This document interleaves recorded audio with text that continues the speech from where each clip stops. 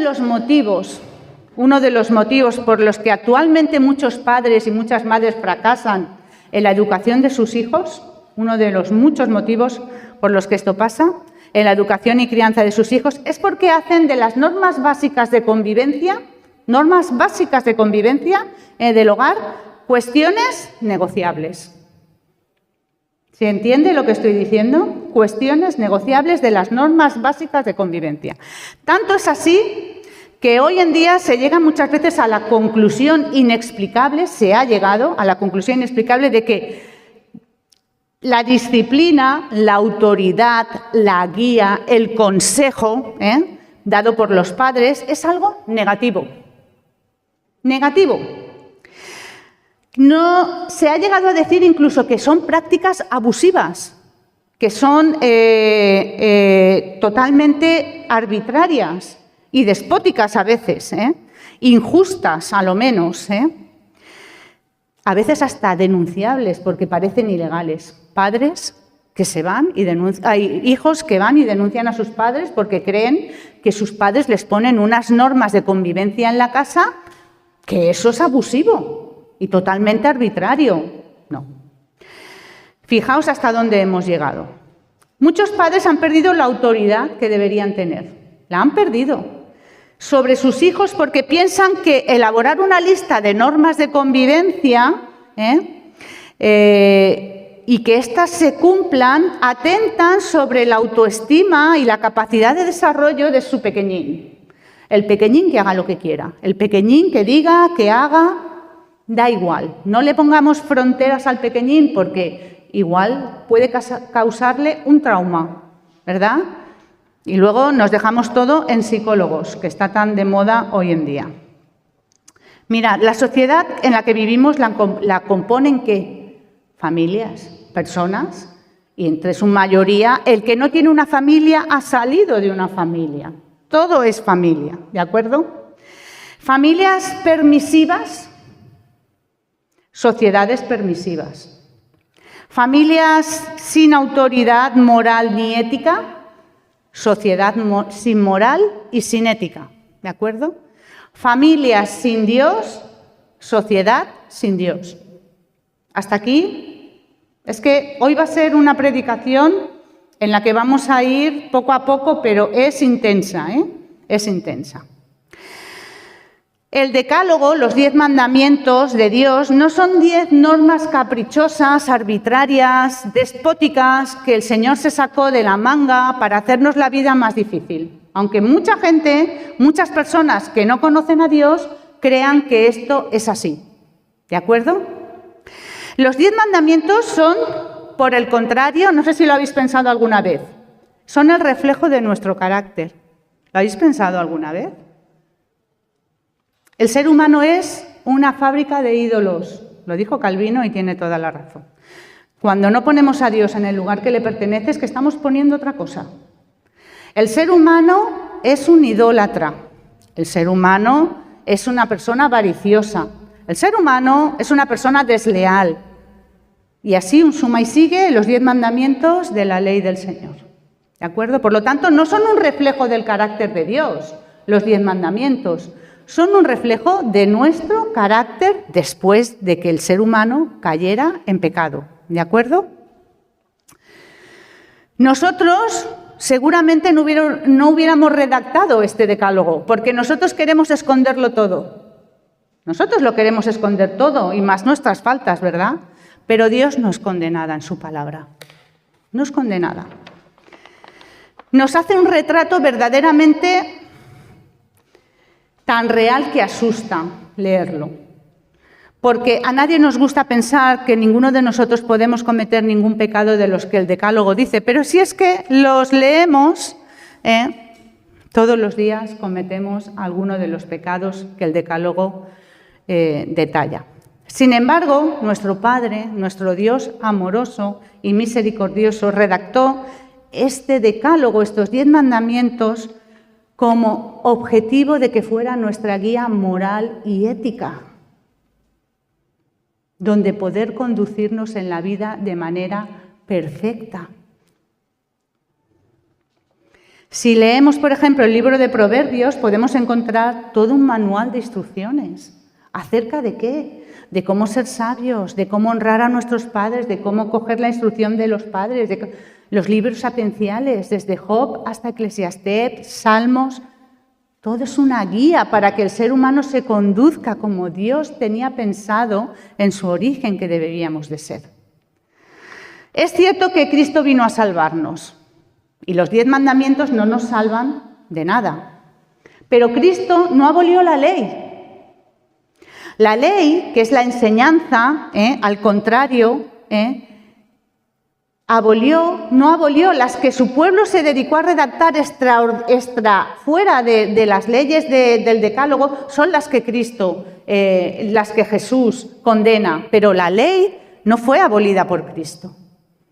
Es más, hasta más de 70 veces Cristo en el Nuevo Testamento cita la ley para que se cumpla la ley, ¿de acuerdo? La ley y la gracia, ya lo dijo Eduardo el otro día, no se pueden separar ni están divorciadas, son complementarias. No están enfrentadas entre sí, ¿de acuerdo? No caducan y tampoco son opcionales, lo que decíamos al principio. No es que era para el pueblo de Israel de entonces y no es para la iglesia de hoy, ahora, no. Si leemos Mateo 5, el Sermón del Monte, cuando el Señor acaba de recitar este grandioso manual también introduce la ley y dice que la ley no pasará, que nadie va a abrogar la ley, que Él no ha venido a abrogar la ley, ¿de acuerdo? Entonces, la ley es importante entonces y ahora. Porque la ley de Dios, los 10 mandamientos son el cuadro donde se enmarcan nuestras conductas morales y éticas por las que deberíamos vivir, en las que deberíamos encuadrarnos nosotros para poder vivir. Porque ¿qué parte de no matarás, no codiciarás, no adulterarás, no cometerás falso testimonio, honra a tu padre y a tu madre, están descatalogadas hoy en día? ¿Qué parte? Ninguna. Moisés proclama que Jehová es nuestro Dios. Jehová, Dios uno es. Y amarás a Jehová con todo tu corazón, con toda tu alma y con todas tus fuerzas. Se manda al pueblo de Israel enseñar a sus hijos también estas cosas. Lo hemos leído en el Salmo 145, que también se deben enseñar la palabra de Dios a las futuras generaciones. Y Moisés se lo dijo en Éxodo y se lo vuelve a repetir como la semana pasada también apuntaba Eduardo, a las puertas de la entrada de la tierra prometida. Oye, pueblo del Señor, no os olvidéis. Y aquí además se explaya más, porque el amar a Dios con toda tu alma, con todo tu corazón y con todas tus fuerzas, y dice explícitamente que estas palabras que te mando hoy estarán sobre tu corazón. Y se lo dice a la entrada de la puerta de la tierra prometida, para que no se les olvide, porque la generación que escuchó en Éxodo ya no era la generación que estaba allí, a las puertas de entrar a la tierra prometida. Esa generación había muerto. Y Moisés tiene que recordarles que este es el marco, que aquí se encierra la ley del Señor para vivir, para que os vaya bien. Vamos a comenzar citando al Señor en este mandamiento. Fijaos, para que veáis que la ley y la gracia, como decía Eduardo, no están desligadas. Marcos 12, el 28 y el 29. Al ver que Jesús les había contestado bien, uno de los maestros de la ley, que los había oído discutir, se acercó y le preguntó. Un fariseo, un maestro de la ley, se acerca a Jesús y le pregunta: ¿cuál es el primer mandamiento de todos? A lo mejor Jesús no lo sabía y él le preguntó por si acaso. Y Jesús le contestó: el primer mandamiento de todos es... Y el Señor le responde con la Shema, que está en la Torá de los judíos. Oye Israel, el Señor nuestro Dios es el único Señor. Y amarás al Señor tu Dios con todo tu corazón, con toda tu alma, con toda tu mente y con todas tus fuerzas. ¿Qué le recita el Señor al fariseo? La ley La ley. Mirad, 3 puntos que vamos a analizar esta tarde. Y el primero es, amar a Dios es la base de mi fe. Amar a Dios es la base de mi fe. A la pregunta del fariseo, Jesús contesta con la Torá, con la Shema. La ley, la enseñanza y la doctrina, eso es la ley, enseñanza y doctrina, dada por Dios y que podemos encontrar en el Pentateuco, en Génesis, en Éxodo, en Levítico, en Números y en Deuteronomio. El Pentateuco, ¿vale? El Señor nuestro Dios, el Señor uno es. Dio una respuesta al Señor teológica, ¿vale? Pero añadió, amarás a Dios con todo tu corazón, con toda tu alma, con todas tus fuerzas. Este es el primer mandamiento. La teología debe producir en nosotros una ética para vivir. La teología, que es lo que el Señor dijo, el primer mandamiento, amarás a Dios. ¿Pero cómo lo amaré? Y entonces desarrolló la ética en la que nosotros debemos vivir. Las normas morales, eso es la ética, la conducta, en cualquier ámbito personal, y estas se trasladan después a la sociedad. Eso es la ética, que vivamos una conducta moral, unas normas morales nosotros, que después se trasladarán a la sociedad. En nuestro caso, como hijos de Dios, nuestra ética, ¿qué es? La teología de Dios, la palabra de Dios traducida en acciones concretas. En nuestras decisiones personales, ¿qué aplicamos como hijos de Dios? La palabra de Dios. En nuestras relaciones humanas, ¿qué aplicamos? La palabra de Dios. Y en nuestras actitudes, la palabra de Dios. O al menos deberíamos hacerlo. Que además de perfeccionar nuestra personalidad, son de bienestar para los que nos rodean. Son de bienestar. Amar a un Dios grande es admitir un compromiso de vida grande con Él. Un compromiso de vida grande. Y el último beneficiario de este compromiso que adquirimos nosotros, ¿quién es? Nuestro prójimo. Porque el Señor añadió, y cuando dijo, amarás a Dios con todo, y después dijo, y a tu prójimo como a ti mismo. Pero este último mandamiento lo he dejado para el final de la serie. En él no vamos a profundizar hoy, ¿de acuerdo? Pero el último beneficiario de que nosotros nos guiemos por la ética y la moral de Dios, ¿quién es? Aparte de nosotros, nuestro prójimo. El amor como concepto es una cosa, pero como experiencia es otra. ¿Lo habéis pensado alguna vez? El amor, un concepto muy romántico, y los filósofos poetas han hablado y escrito mucho de él, es un concepto, pero como experiencia es otra. Porque mirad, lo primero nos hace románticos, incluso hay amores platónicos que dicen, ¿no? Aquello que nunca alcanzaremos y que estamos enamorados de algo que nunca se hará realidad, eso es un amor platónico. Lo primero nos hace románticos, pero lo segundo nos hace el amor experiencia, el amor que experimentamos, ¿qué nos hace? Novios, padres, hijos, algunos mártires. El amor como experiencia de vida. Al escriba que le preguntó a Jesús, le faltaba conocer el amor a Dios como experiencia, porque él sabía la ley de memoria. Y eso nos puede pasar a nosotros. Muchas personas se pueden saber la palabra de Dios de pe a pa. Toda la Biblia, te citan los versículos, saben dónde están, pero no han vivido el amor de Dios como una experiencia de vida.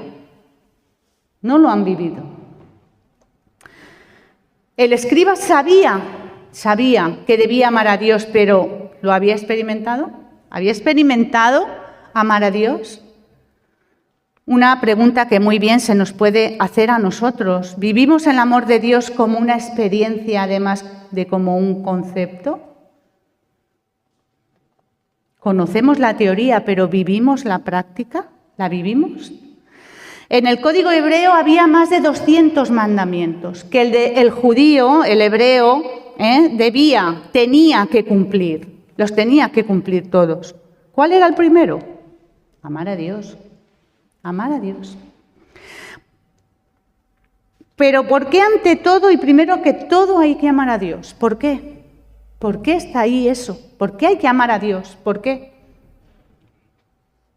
Y además no se nos hace una invitación a ello, sino que amarás a Dios. Un imperativo, amarás a Dios. No podemos decir que somos hijos de Dios si no amamos a Dios.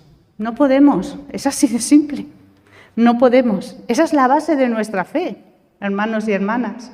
La base de nuestra fe es haber amado a Dios, porque Él nos amó primero. La base de una relación auténtica y significativa con Dios está en el amor que le profesamos y que se entiende como un reconocimiento de su grandeza, de su bondad y el papel central que Dios juega en la vida de cada hijo suyo. De cada hijo suyo. Y eso se tiene que transformar en experiencias prácticas de nuestro diario vivir. Eso se tiene que transformar, nuestro amor a Dios se tiene que transformar en nuestro diario vivir. Mirad, punto 2. El amor a Dios como experiencia viva, como una experiencia viva. Ya hemos dicho antes que la teología se debe transformar en acciones vivas, experiencias diarias que demuestren, que den muestra de que amamos a Dios. Los profesionales cultureros de la fe, que los hay, que vienen a los cultos religiosamente, que religiosamente ofrendan, que religiosamente... todo lo hacen religiosamente. De manera superficial. Lo hacen de manera superficial. Pero en realidad, si tú vienes esta tarde aquí, vienes los domingos, vienes a los tiempos de estudio, vienes a los tiempos de oración, amas al prójimo, intentas pasar la ofensa por alto, no miras a otras mujeres o a otros hombres cuando tú estás casado y tu lealtad se debe a tu mujer o a tu marido. Todas estas cosas son la experiencia vivida de amar a Dios. Es eso. ¿Qué dijo el Señor? Si me amáis, guardad mis mandamientos. Hemos confundido el amor como un concepto y una mera experiencia sentimental. Pero los judíos, cuando hablan del amor y del corazón, ahí es donde enclavan la mente. No la razón está aquí. La razón está aquí, porque ante todas las cosas que dice la palabra, guarda tu corazón, porque de él mana la vida. Y luego el Señor, ¿qué dirá? Porque del corazón salen los malos pensamientos. ¿O no dice eso el Señor? Los homicidios, los adulterios, la idolatría.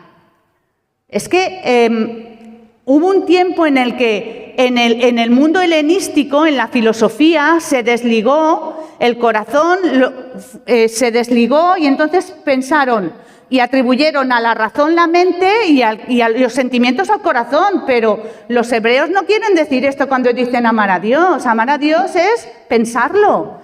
Es pensarlo y es saber que hay que amarle con todo nuestro ser. La base de nuestra relación auténtica y significativa con Dios es el amor que le profesamos, ya lo hemos dicho. Podemos venir cada domingo a la iglesia, estar en un ministerio, ofrendar y aún así un suma y sigue y aún así no haber ni un ápice de amor a Dios en todo lo que hacemos. Porque puede darse. ¿Sabéis cómo le llamaba el Señor a estas personas que han existido y existen? Sepulcros, ¿cómo? Blanqueados. Sepulcros blanqueados. Porque el Señor no estaba condenando a los fariseos por la ley que Dios, Él mismo, porque Jesús es Dios, había dado, sino porque de la ley de Dios la habían corrompido y habían hecho más de 200 leyes externas a la ley de Dios y cumplían religiosamente con esas leyes, pero no experimentaban ni el amor a Dios ni el amor al prójimo. Y eso es lo que condenó Jesús de su pueblo. Si amamos a Dios en el fondo y en la forma, porque todo está vinculado en el fondo, si hay fondo hay forma, si hay fe hay fruto, el Señor dirá, si creéis en mí, guardad mis mandamientos, y si los guardáis, va a haber fruto. Ese es el fondo y la forma. En el primer mandamiento decimos, con toda tu alma, con mi vida, más que a nada ni a nadie, por encima de todo, antes de todo y primero de todo. Porque una cosa demanda al Señor, lo veíamos en Cambios Profundos, en la predicación de primeros de año, y esta buscaré, que yo esté en la casa del Señor todos los días de mi vida. Y el Salmo 73 dice, ¿a quién tengo yo en los cielos sino a ti? Y fuera de ti, nada deseo en la tierra. Con toda mi alma, todo lo que soy, por encima de todo, que nada ni nadie te sustituya. Eso es amarle con toda el alma. Con todo el corazón. Mis emociones, ya hemos dicho, mis afectos, pero no solo eso, sino pensarlo al Señor. Salmo 36, cuán precioso es tu amor. Todo ser humano halla refugio a la sombra de tus alas. Te amo, oh Señor, fortaleza mía y Dios mío, en el Salmo 18. Con todas mis fuerzas. Esto es acción, esto es la ética y la moral transformada en acción, de manera práctica, no solo experimentándolo, sino llevándolo a la práctica. Lo experimento, pero lo llevo a la práctica. Toda la vida de Jesús es muestra de ello. El amor llevado a la práctica. Y con toda mi mente, ¿no? Intelectualmente, aunque sabemos ahora que no solamente la mente está nuestro razonamiento está aquí, sino que, según los hebreos, estaba también en el corazón. Mi inteligencia, mis racionamientos, la habilidad de escoger bien, que es lo que quiere decir la palabra intelecto, la habilidad de escoger bien. El principio de la sabiduría es el temor al Señor. Conocer al Santo es tener discernimiento. Fijaos. En resumen, amar a Dios como experiencia viva del ser humano no es solo un concepto profundo, sino que debe transformarse de manera que de creencia, de ritual, a experiencia vivida. ¿De acuerdo? ¿Qué es lo que Jesús no se cansó de predicar durante toda su vida? Es esto. Si me amáis, me decís que me amáis, pero si me amáis, ¿qué haréis? Guardaréis mis mandamientos. Moisés se lo volvió a repetir. Moisés le volvió a repetir a su pueblo, al pueblo del Señor, a las puertas de la tierra prometida, lo mismo. Amar a Dios, guardad su ley, para que os vaya bien en la tierra que fluye leche y miel, para que os vaya bien. No es que simplemente Dios les iba a regalar una tierra donde habitar, es que ellos necesitaban conducirse delante de las naciones que tenían alrededor de una manera diferente. Y a nosotros nos pasa igual hoy, necesitamos conducirnos, vivir, hablar, pensar de una manera diferente al resto, si no, ¿dónde se verá? ¿Qué es lo que quería decir Dios cuando les dio el decálogo? Si no cumplís esto, ¿dónde verán los demás que sois mi pueblo? ¿Dónde estará la diferencia entre vosotros y el resto? Y el último punto, hermanos, amar a Dios nos posiciona en la vida. Amar a Dios nos posiciona en la vida. Mirad, tu amor a Dios, mi amor a Dios, me posiciona delante del Señor. Me disposiciona delante de Él y me hace disponible o no delante de Él. Lo vuelvo a repetir. Tu amor a Dios determina tu posición delante de Él, tu disposición a Él y tu disponibilidad. ¿De acuerdo? Mi posición. Si decimos amar a Dios, nuestra posición ante Él debe ser de completa sumisión. Esa palabra que tan poco le gusta hoy en día a la gente, porque yo no me someto a nadie, a nada ni a nadie. Yo soy una persona empoderada. Eso es lo que hoy en día se predica, porque eso se predica. No es un pensamiento y ya está, eso se predica. Pero el Señor dice que amarlo es someterse a sus leyes y preceptos. Y yo me tengo que someter. Ese debe ser lo primero y lo único. Salmo 27, una cosa he deseado y esta buscaré, lo hemos dicho antes, que esté yo en la casa de Jehová todos los días de mi vida para contemplar su hermosura y para inquirir en su templo. David nos dice en este salmo que no solo quiere conocer a Dios, sino que quiere glorificarlo, verlo cara a cara, contemplar su belleza, apreciar su hermosura y su valor. Y el Señor dirá: amarás a Dios con todo tu corazón y con toda tu alma y con toda tu mente, para que lo atesores, para que lo exaltes y lo adores. En segundo lugar, tu disposición. Nuestra disposición ante el gran amor de Dios debe ser de apertura y gratitud. Reconocer ese amor incondicionalmente nos invita a responder de varias maneras ante este amor. Primero, aceptación de que estamos dispuestos a aceptar el gran amor de Dios en nuestra vida. Lo estamos, y reconocemos que el pecado que hay en nosotros, Dios, al aceptarlo, lo ha borrado, ¿de acuerdo? Y nos ha hecho dignos de su gran amor por los méritos de Cristo. Esa es la aceptación que necesitamos cada uno de nosotros, cada una de las personas de este mundo. Cuando acepto este amor tan grande en el sacrificio del Cordero, sin mancha, que dio su vida por mí, es cuando comienzo a experimentar gratitud. Cuando acepto este amor, cuando me doy cuenta de que soy beneficiario de un amor inmerecido, es cuando puedo decir: gracias, Señor. Antes no podemos estar en esta posición de gratitud. La gratitud es cultivar un corazón agradecido, y esto es fundamental para el cristiano, hermanos y hermanas. Agradecer a Dios por su amor, su cuidado, su protección diariamente, a pesar de las circunstancias. Nos ayuda a mantenernos firmes en la fe. Y además desarrollamos la pedagogía del recuerdo, que también diría Eduardo la semana pasada, Del recuerdo divino pasamos de generación a generación la palabra del Señor y le explicamos a las siguientes generaciones cómo el Señor estuvo en nuestra vida y obró de maneras maravillosas.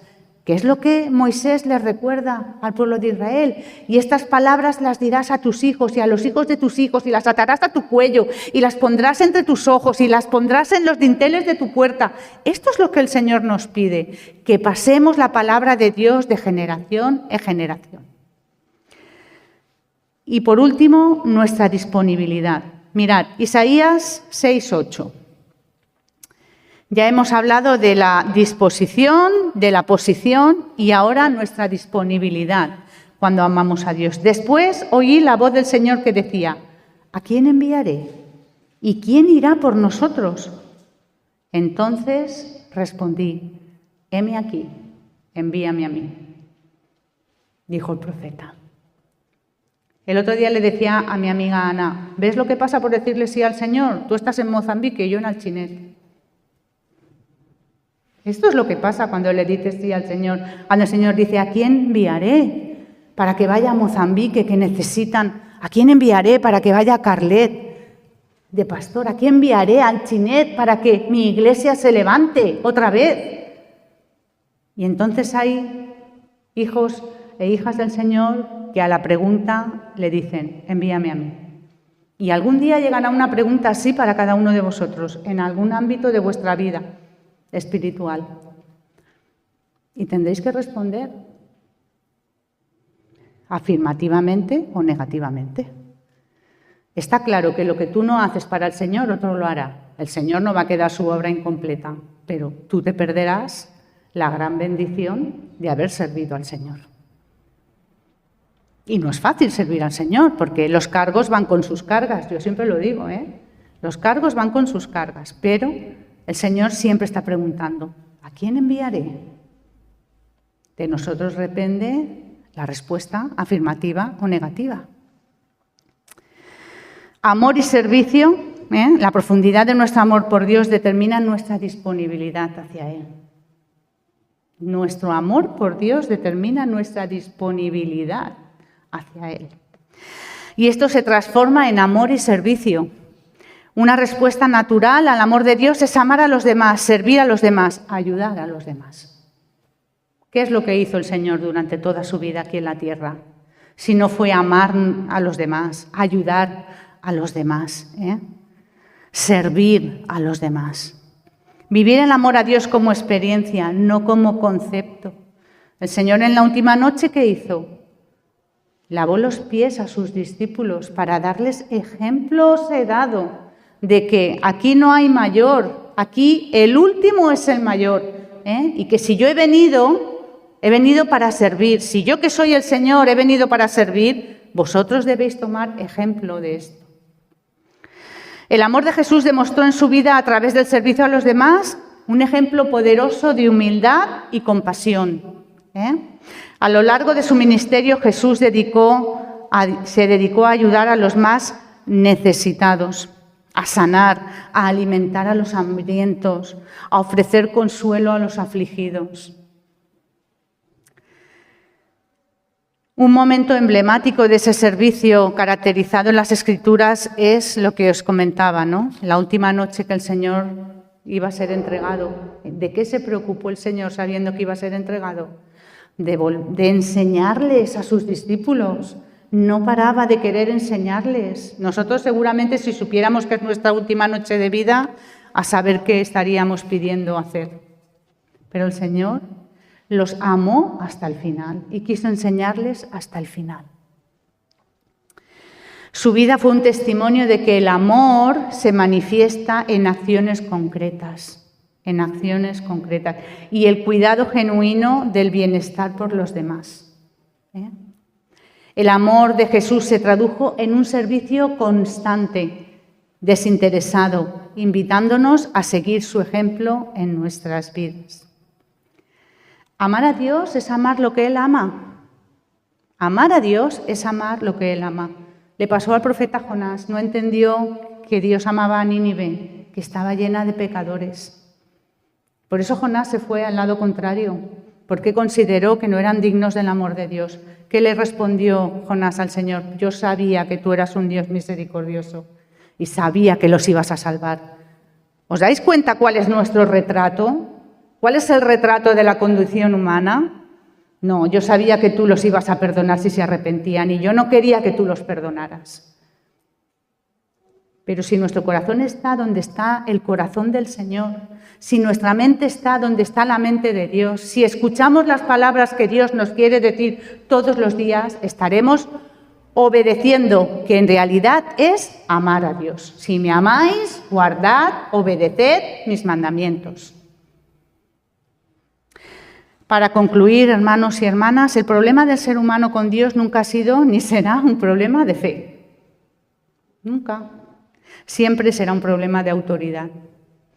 Amar a Dios no es un problema de fe para nosotros.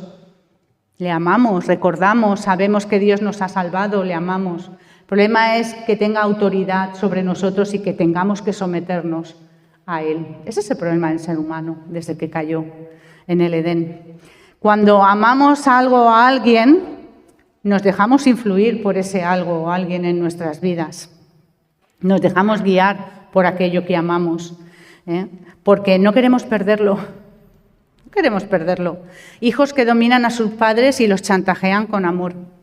Maridos o mujeres que chantajean a sus parejas y los... ¿Con qué? Con amor. Si me haces esto, dejaré de amarte. Es así. El amor es el arma más poderosa del mundo, para bien o para mal.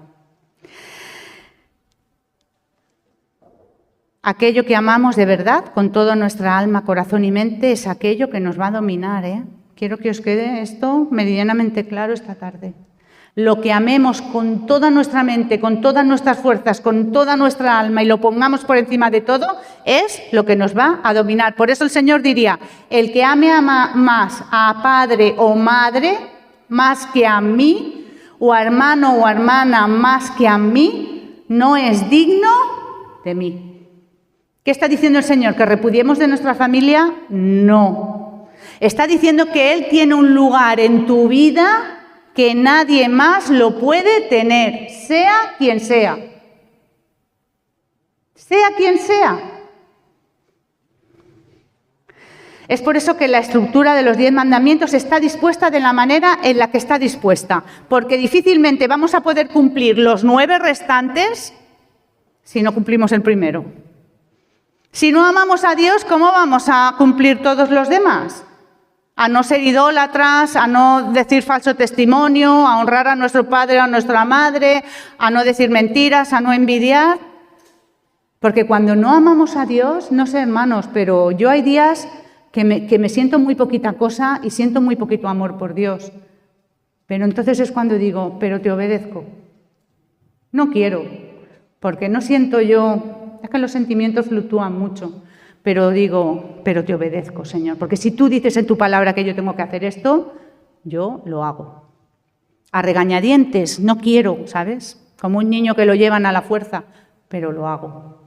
Porque eso es amar a Dios también. Lo dije al principio, los 10 mandamientos no caducan, no son opcionales ni son negociables. No. ¿Sabéis por qué el primero es amar a Dios?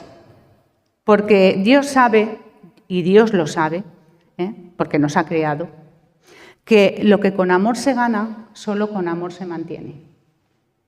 Solo. Si tú ganas una cosa por la fuerza, ¿qué mantendrá eso? La fuerza. ¿O no es así? Lo vemos en la historia del mundo. Pero si tú ganas a una persona con amor, ¿qué mantendrá esa persona contigo? El amor. Y Dios nos ganó con el amor de su Hijo Jesucristo. Por eso envió a su Hijo. Nosotros le amamos a Él, ¿por qué? Porque Él nos amó primero. Así que tenemos para reflexionar esta semana, durante este primer mandamiento. Me gustaría de verdad que a lo largo de la semana nos acompañara todos los días y reflexionáramos sobre el primer mandamiento de amar a Dios, porque es indispensable cumplir este mandamiento para poder cumplir con todos los demás. Amén.